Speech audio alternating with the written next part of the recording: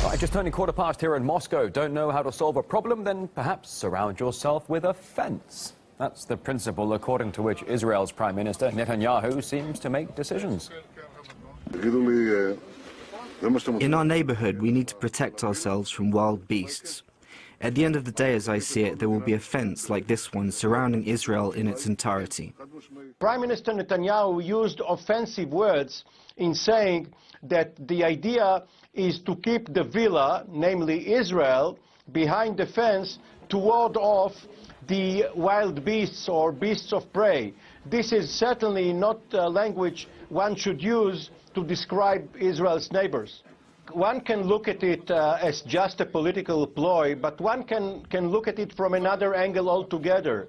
What Netanyahu is really saying is that there are no further territorial ambitions, that the border will end at the fence. Now, this may be too much for others, but for Netanyahu, it means that he has given up the lifelong ambition to have Israel expand even further.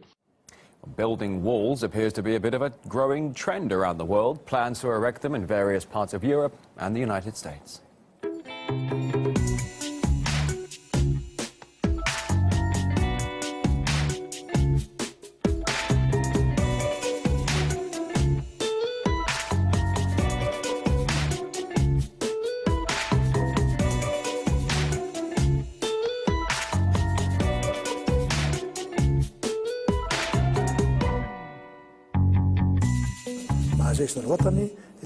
We started together with the National Army to build a 112-kilometer barrier at the Libyan border.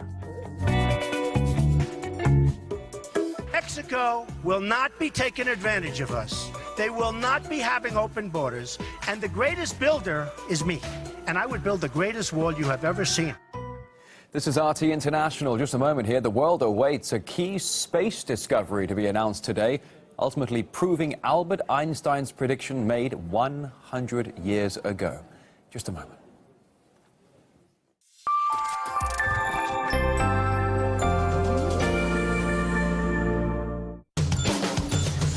I want to talk about double standards. Double standard that there is in Washington. Russia is responsible for fueling this war.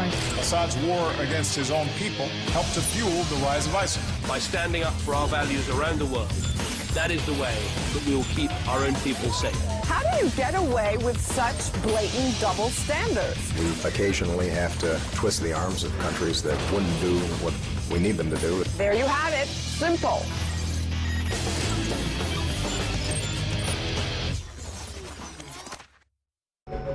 As Syrian troops and Russian aircraft close in on Aleppo, regional powers bent on overthrowing the Assad government also threaten to jump into the fray. Will the battle for Aleppo put an end to the current war, or will it start a new one?